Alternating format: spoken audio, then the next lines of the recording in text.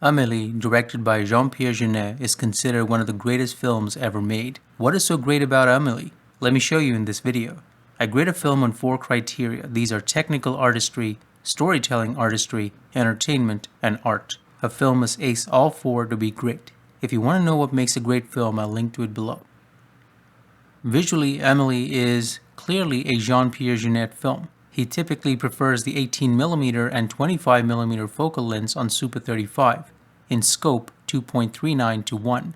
Amélie was shot on Kodak stock with Zeiss ultra prime lenses by the legendary cinematographer Bruno Debonel. Don't forget to check out the video I made on his cinematography. It's available to Wolf Crow Lifetime Access members. I'll link to it below. Jean-Pierre Jeunet loves super wide angles, wider than most directors. He can frame characters in close-up in the foreground while showing us the world they live in. This distorts the facial features in a way that lends to his type of comedy. It is clear visually he loves to create a rich tapestry and mise-en-scene that lets his actors shine in. The actors are almost caricatures of the roles they're playing. It's a fine line. Just watch Alien Resurrection. Amélie was a response to the restrictions Jeunet had to endure in Hollywood. You feel you are watching a comic book come alive. Jean-Pierre Jeunet can push the visuals both ways, dark or cheerful. He did dark with Delicatessen and Alien Resurrection.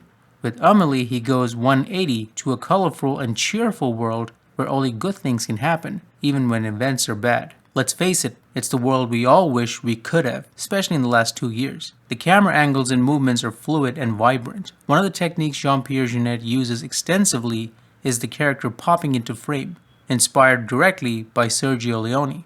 Like Leone, Jeunet films in the spherical format and crops rather than film anamorphic.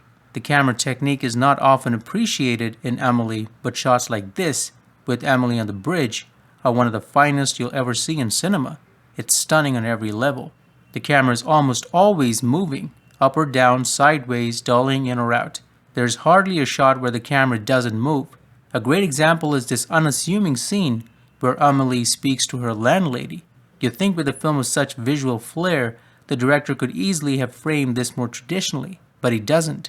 This discipline is one of the reasons it works. The characters are framed mostly in the center. The exception to this happens with over-the-shoulder shots. The film is all about relationships. One of the major contributions of Amélie to cinema was in color grading. The majorly green hue was risky but paid off. As I've explained in my video on how films are shot in 2 colors, the primary colors of Amélie are red and green. Blue is a color that appears like a breath of fresh air from time to time. These colors were not completely achieved in production. Most of the credit goes to extensive color grading, which unfortunately led to countless films and commercials being green or blue over the next decade. The main colors in the film, green, yellow, and red, were inspired by the paintings of the Brazilian artist Juarez Machado. This is not to say the production design didn't play its part. It's not for nothing the film received Academy Award nominations for art and cinematography, among others.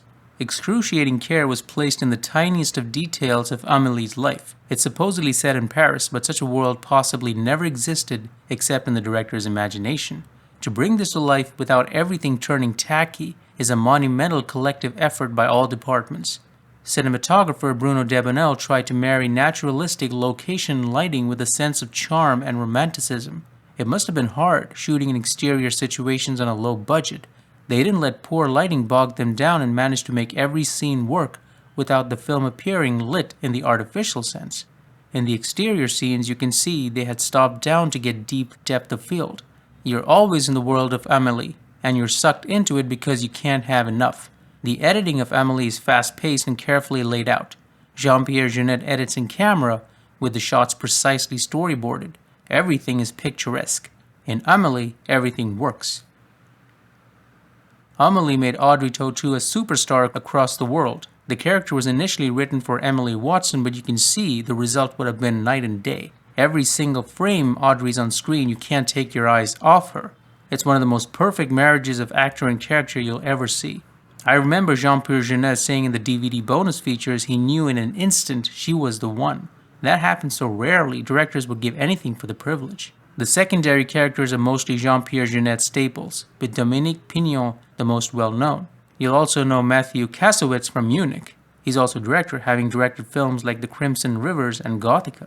One thing you don't notice until it's pointed out is Amélie and Nino don't talk except for a couple of brief interactions. I believe that's why the dialogue from the rest works. Everybody's talking so much in Amélie.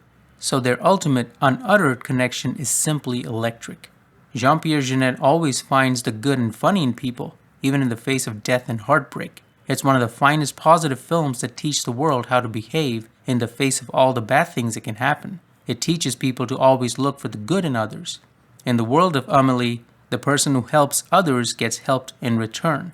She helps others, sometimes it doesn't work out, but eventually when she needs help, the ones she helped are there for her. This is the best bet we have, and that's the supreme storytelling success of the fabulous destiny of Amélie Poulain.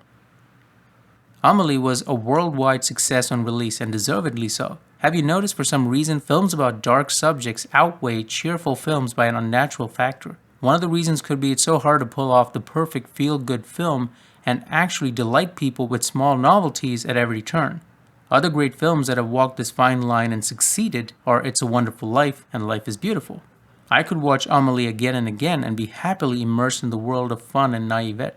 The film came at a time at the crossroads of digital post-production, visual effects, and experimentation in color theory. It was also one of the films before the mobile phone and social media era, which will forever cement its legacy even if it's just for nostalgia's sake. Is the fabulous destiny of Amélie Poulain art? Yes, it is.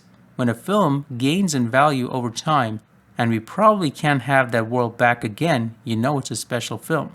Countless directors have tried to replicate its storytelling prowess, and few have come close, let alone improve upon the art that is Amélie. Which is why it's one of the greatest films ever made, and is 6th on my list of 100 films to see before you die. I linked to it below. If you enjoyed this video, please hit like and don't forget to subscribe and hit the bell on the right.